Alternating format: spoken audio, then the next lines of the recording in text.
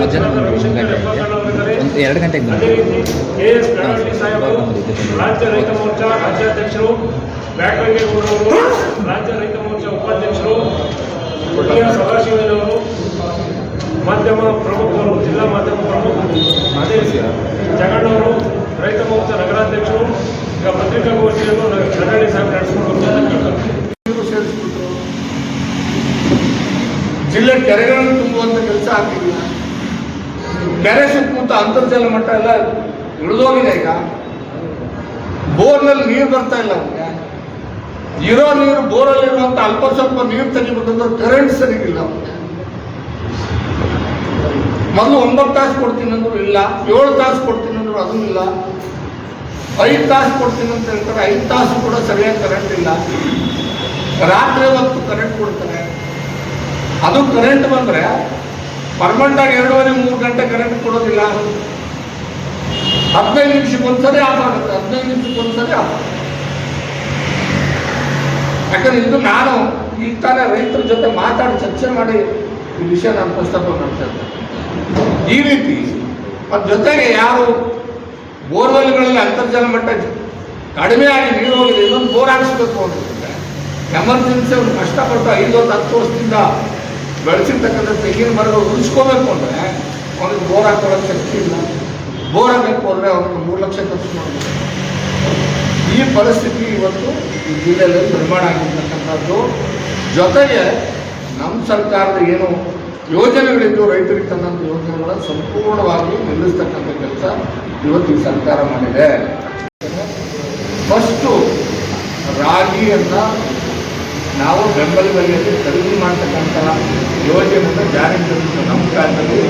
ನಾನು ಅವತ್ತು ಇದ್ದಾಗ ಯಡಿಯೂರಪ್ಪನವರ ಆದೇಶದ ಮೇರೆಗೆ ಪ್ರಥಮವಾಗಿ ಇಡೀ ದಕ್ಷಿಣ ಕರ್ನಾಟಕದಲ್ಲಿ ಅದರಲ್ಲಿ ವಿಶೇಷವಾಗಿ ತುಮಕೂರು, ಮಂಡ್ಯ, ಕೋಲಾರ, ಚಿಕ್ಕಬಳ್ಳಾಪುರ ಈ ಭಾಗದಲ್ಲಿ ರಾಗಿಯನ್ನು ಅತಿ ಹೆಚ್ಚು ಬೆಂಬಲ ಬೆಲೆ ಕೊಟ್ಟು ಖರೀದಿ ಮಾಡ್ತಕ್ಕಂಥ ಕೆಲಸ ನಾವು ಮಾಡಿದ್ದೀವಿ. ಅವತ್ತು ಇವತ್ತು ಆ ಒಂದು ವಿಷಯಕ್ಕೆ ಇವತ್ತು ಒಂದು ನಾನು ಕೇಳ್ತಾ ಇದ್ದೆ, ಮಾರ್ಕೆಟಲ್ಲಿ ಇವತ್ತು ರಾಗಿ ರೇಟು ಒಂದು ಹಂತಕ್ಕಿದೆ ಅಂತ 4,000 ಅಂದು 3,800. ನಾನು ಪ್ರಾರಂಭ ಮಾಡಿದಾಗ 3,250. ಈಗ ಅದನ್ನು ಮತ್ತೆ ಕೇಂದ್ರ ಸರ್ಕಾರ ಹೆಚ್ಚಿಗೆ ಮಾಡಿ 3,825 ಮಾಡ್ತಕ್ಕಂಥ ಕೆಲಸ ಇವತ್ತು ನಾವು ಮಾಡಿದ್ದೇವೆ. ಇದನ್ನು ಈ ಸಂದರ್ಭದಲ್ಲಿ ಬಯಸ್ತೇನೆ. ಒಟ್ಟಾರೆಯಾಗಿ ನಾನು ಈಗಾಗಲೇ ನಾವು ನಮ್ಮ ರೈತರ ಜೊತೆ ಮಾತಾಡಿದಾಗ ನಮ್ಮ ರೈತರಿಂದ ಬಂದಿರತಕ್ಕಂಥ ಸಲಹೆಗಳೇನು ಅಂದರೆ, ಈ ಭಾಗದ ತೆಂಗು ಬೆಳೆಗಳಿಗೆ ಒಂದು ಹೆಚ್ಚಿನ ಪ್ರೋತ್ಸಾಹ ಸರ್ಕಾರ ಮಟ್ಟದಲ್ಲಿ ಸಿಗಬೇಕು ಎನ್ನುವಂತಕ್ಕಂಥದ್ದು ಅನೇಕ ಜನ ರೈತರು ವ್ಯಕ್ತಪಡಿಸಿದ್ದಾರೆ. ನೋಡೋಣ, ಕೇಂದ್ರ ಸರ್ಕಾರದಿಂದ ಇರ್ಬೋದು, ಇನ್ನೂ ಹೆಚ್ಚು ತೆಂಗು ಬೆಳೆಗೆ ಒಂದು ಅನುಕೂಲ ಆಗ್ತಕ್ಕಂಥ ಯೋಜನೆಗಳು ಜಾರಿಗೆ ತರಬೇಕು ಅಂತಕ್ಕಂಥದ್ದು ಏನು ರೈತರ ಸಲಹೆಗಳಿದೆ, ಅದನ್ನು ಸ್ವೀಕಾರ ಮಾಡಿದ್ದೇವೆ. ನಮ್ಮದೊಂದು ಸಂಕಲ್ಪ ಇದೆ, ಒಂದು ಪರಿಕಲ್ಪನೆ ಇದೆ. ಭಾರತೀಯ ಜನತಾ ಪಕ್ಷದ್ದು ಕಾಮಧೇನು ಕಲ್ಪವೃಕ್ಷ ಯೋಜನೆಯನ್ನು ಭವಿಷ್ಯದಲ್ಲಿ ಜಾರಿಗೆ ತರೋದಕ್ಕೆ ಕೇಂದ್ರ ಸರ್ಕಾರಕ್ಕೆ ನಾವು ನಮ್ಮ ಪಕ್ಷದ ವತಿಯಿಂದ ಇನ್ನೂ ಹೆಚ್ಚಿನ ವ್ಯಾಲ್ಯೂಯೇಷನ್ಸ್ ಮಾಡೋದು ಇಂಪಾರ್ಟೆಂಟ್ ಅನ್ನೋದೊಂದು ಅರ್ಧ ನಿಮಿಷ ಹೇಳಲಿಕ್ಕೆ ಬಯಸ್ತೇನೆ. ಇಡೀ ಜಗತ್ತಿನಲ್ಲಿ ಆರೋಗ್ಯಕ್ಕೆ ಉಪಯುಕ್ತವಾಗಿರ್ತಕ್ಕಂಥ ಒಳ್ಳೆ ಅಡಿಗೆ ಎಣ್ಣೆ ಯಾವುದು ಅಂದರೆ ಅದು ಇವತ್ತು ತೆಂಗಿನೆಣ್ಣೆ, ಒರಿಜಿನಲ್ ಕೋಕೋನಟ್ ಆಯಿಲ್. ಬಹುಶಃ ನೀವು ಅಮೇರಿಕಾ, ಯುರೋಪ್ ಕಂಟ್ರೀಸಲ್ಲಿ ಲಂಡನ್ಗಳಲ್ಲಿ ಹೋದರೆ ಈಗ ಅದನ್ನು ಅಡಿಗೆ ಎಣ್ಣೆಯಾಗಿ ಶ್ರೀಮಂತರ ಮನೆಯಲ್ಲಿ ಉಪಯೋಗ ಮಾಡೋದಂದರೆ ಒರಿಜಿನಲ್ ಕೋಕೋನಟ್ ಆಯಿಲ್. ಅದ್ರ ಜೊತೆಗೆ ಕೋಕೋ ಪಿಟ್ಟು ಭವಿಷ್ಯದ ಮಾಡರ್ನ್ ಅಗ್ರಿಕಲ್ಚರ್ಗೆ ಭಾಳ ಉಪಯುಕ್ತವಾಗಿರ್ತಕ್ಕಂಥ ಕೋಕೋ ಪಿಟ್ಟು. ಸೊ ಇವೆಲ್ಲವನ್ನು ನಾವು ತೆಂಗಿನ ಏನು ವ್ಯಾಲ್ಯೂಯೇಷನ್ಸನ್ನು ಮಾಡಿ ಚಿಪ್ಪಿದೆ, ಚಿಪ್ಪಿಂದ ಆ್ಯಕ್ಟಿವೇಟೆಡ್ ಕಾರ್ಬನ್ ಮಾಡ್ತಾರೆ. ಆ್ಯಕ್ಟಿವೇಟೆಡ್ ಕಾರ್ಬನ್ ಬಹುಶಃ ತುಮಕೂರು ಜಿಲ್ಲೆಯಲ್ಲಿರ್ತಕ್ಕಂಥ ಏನು ಆ ಗುಣಧರ್ಮ ಇದೆ, ಇಲ್ಲಿ ಮಣ್ಣಿನ ಗುಣಧರ್ಮ ಮತ್ತು ಬೆಳೀತಕ್ಕಂಥದ್ದೇನು ಆ ತೆಂಗಿನ ಚಿಪ್ಪಿಂದ ಆ್ಯಕ್ಟಿವೇಟೆಡ್ ಕಾರ್ಬನ್ ಬರ್ತಾರೆ. ಅದಕ್ಕೂ ಕೂಡ ಹೈಯೆಸ್ಟ್ ವ್ಯಾಲ್ಯೂಯೇಷನ್ ರೇಷ್ಮೆ ಮಾರ್ಕೆಟಲ್ಲಿದೆ. ಅವೆಲ್ಲವನ್ನು ವ್ಯಾಲ್ಯೂಯೇಷನ್ಸ್ ಮಾಡ್ತಕ್ಕಂಥ ಒಂದು ಇಂಡಸ್ಟ್ರೀಸ್ಗಳಿಗೆ ಪ್ರೋತ್ಸಾಹ ಕೊಡ್ತಕ್ಕಂಥ ರೀತಿಯಲ್ಲಿ ಭವಿಷ್ಯದಲ್ಲಿ ಯೋಜನೆ ರೂಪಿಸೋದಕ್ಕೆ ನಾವು ನಮ್ಮ ಕೇಂದ್ರ ಸರ್ಕಾರಕ್ಕೆ, ನಮ್ಮ ರಾಷ್ಟ್ರೀಯ ಅಧ್ಯಕ್ಷರಿಗೆ ನಾವು ನಮ್ಮ ಸಲಹೆ ರೂಪದಲ್ಲಿ ಈ ಜಿಲ್ಲೆಯ ರೈತರ ಅಭಿಪ್ರಾಯಗಳನ್ನು ಕಳಿಸ್ತಕ್ಕಂಥ ಕೆಲಸ ನಾವು ಮಾಡ್ತೇವೆ ಅಂತಕ್ಕಂಥ ಮಾತನ್ನು ಹೇಳಿ ನನ್ನ ಪತ್ರಿಕಾಗೋಷ್ಠಿಯಲ್ಲಿ ಮುಗಿಸ್ತಾ ಇದ್ದೀನಿ. ಆಮೇಲೆ ಕೇಂದ್ರ ಸರ್ಕಾರಕ್ಕೆ ಕೇಂದ್ರ ಒಂದು ಕಡೆ ರಾಜ್ಯ ಒಂದು ಕಡೆ ಈ ಥರ ಇಬ್ಬರು ಕಿತ್ತಾಟ ಸಮಸ್ಯೆ ಆಗ್ತದೆ ರೈತರಿಗೆ. ನೋಡಿ, ನಾನು ನಿಮ್ಗೆ ಹೇಳ್ತೇನೆ, ಮಾರ್ಚ್ ಯಾವುದೇ ಒಂದು ಈ ವರ್ಷದ ಬಜೆಟ್ ಮಾರ್ಚ್ 31ನೇ ತಾರೀಕು ಒಳಗೆ ಯಾವುದೂ ಇರೋದು ಎಲ್ಲ ಬರ್ತಾ ಇದೆ. ಅದು ಬರೋದಕ್ಕೆ ಕೇಂದ್ರ ಮತ್ತು ರಾಜ್ಯದ ಮಧ್ಯೆ ನಿಯಮಾವಳಿಗಳಿರ್ತವೆ, ನಿಯಮಾವಳಿ ಪ್ರಕಾರ ಬಿಡುಗಡೆ ಮಾಡ್ತಾ ಇರ್ತಾರೆ. ಅದನ್ನ ಇವರು ರಾಜಕೀಕರಣಗೊಳಿಸ್ತಕ್ಕಂಥ ಕೆಲಸ. ತುಮಕೂರು ಜಿಲ್ಲೆಯಲ್ಲಿ ನಾವು 1.26 ಲಕ್ಷ ರೈತರಿಗೆ ನಾವು 35 ಕೋಟಿಯಷ್ಟು ಬರ ಪರಿಹಾರ ಆಗಿದೆ ಅಂತ ಬಂದಿದೆ ಅಂತ ಅನುಮತಿಸಿದೆ. ತುಮಕೂರು ಜಿಲ್ಲೆ ಮಟ್ಟಿಗೆ ಸಿಗುವಾಗ ನನಗೆ ಗೊತ್ತಿರೋ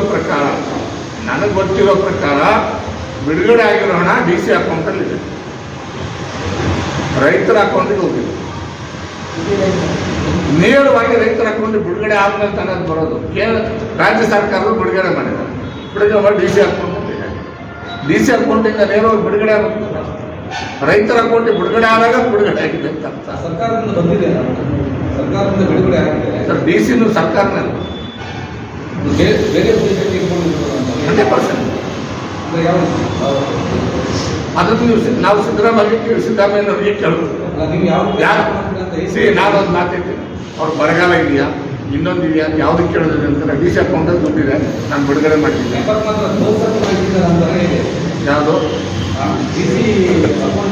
ನಾವು ಅದೇ ಹೇಳ್ತಾ ಇರೋದು. ನಾವೇನು ಹೇಳ್ತಾ ಇದ್ದೀವಿ, ನೀವು DC ಅಕೌಂಟಲ್ಲಿ ದುಡ್ಡು ಇಟ್ಕೊಂಡು ರೈತರಿಗೆ ಬಿಡುಗಡೆ ಮಾಡಿದ್ರೆ ಅಂತ ಹೇಳಿ ಅವ್ರು ಹೇಳಿದ್ರು 105 ಕೋಟಿ ಬಿಡುಗಡೆ ಮಾಡಿದ್ದೀವಿ ಅಂತ. ಅದು ಬಿಟ್ಟರೆ ಯಾವತ್ತೂ ಹೇಳಿಲ್ಲ. ಇನ್ನು 105 ಕೋಟಿ ರೂಪಾಯಿ ಎಲ್ಲಿದೆ ಅಂದರೆ ಅದು DC ಅಕೌಂಟಲ್ಲಿ. DC ಅಕೌಂಟಲ್ಲಿ ಇರೋದನ್ನ ಸಾಮಾನ್ಯ 2,000 ರೂಪಾಯಿ ಬಿಡುಗಡೆ ಮಾಡಿ. 2,000 ಯಾವ ಲೆಕ್ಕಕ್ಕಲ್ಲ, ನಮ್ಮದಲ್ಲಿ ಕಡೆ ನಾವು ಡಿಮ್ಯಾಂಡ್ ಮಾಡ್ತಾರೆ. DC ಅಕೌಂಟ್ ಇದ್ರೂ ಕೂಡ ಯಾಕೆ ಬಿಡುಗಡೆ ಮಾಡ್ತಾ ಇಲ್ಲ ಅಂತ ಅದು ನನಗೆ ಗೊತ್ತಿಲ್ಲ, ಅವ್ರಿಗೆ ಕೇಳು ಯಾಕೆ ಹೇಳಿದ್ದಾರೆ. ಅದು ಒಂದು ಮಾತು ಹೇಳ್ತೇನೆ, DC ಅಕೌಂಟಲ್ಲಿ ಅಂದ್ರೂ ಎಲ್ಲ DC ಅಕೌಂಟಲ್ಲಿ ಆ ಜಿಲ್ಲೆಗೆ ಎಷ್ಟು ಬೇಕು ಅಷ್ಟು ದುಡ್ಡನ್ನೇ ಇಲ್ಲ ಅವ್ರ ಹತ್ರ. ಒಂದು DC ಅಕೌಂಟಲ್ಲಿ 5 ಕೋಟಿ ಇದ್ದಾವೆ, ಒಂದು DC ಅಕೌಂಟಲ್ಲಿ 10 ಕೋಟಿ ಇದ್ದಾವೆ, ಒಂದು DC ಅಕೌಂಟಲ್ಲಿ 35 ಕೋಟಿ ಇರ್ಬೋದು. ನಾನು ನಿಮ್ಮ ಜಿಲ್ಲೆಗೆ ನನ್ನ ಹತ್ರ ಇನ್ಫಾರ್ಮೇಷನ್ ಇಲ್ಲ, ನಾನು ತಗೊಂಡಿಲ್ಲ DC ಅಕೌಂಟಲ್ಲಿ ಎಷ್ಟಿದೆ. ನನಗೆ ಗೊತ್ತಿರೋದು ಟೋಟಲ್ ಎಲ್ಲೂ ಕೂಡ ರೈತರಿಗೆ ಇನ್ನೂ 1 ರೂಪಾಯಿ ಬಿಡುಗಡೆ ಮಾಡಿಲ್ಲ.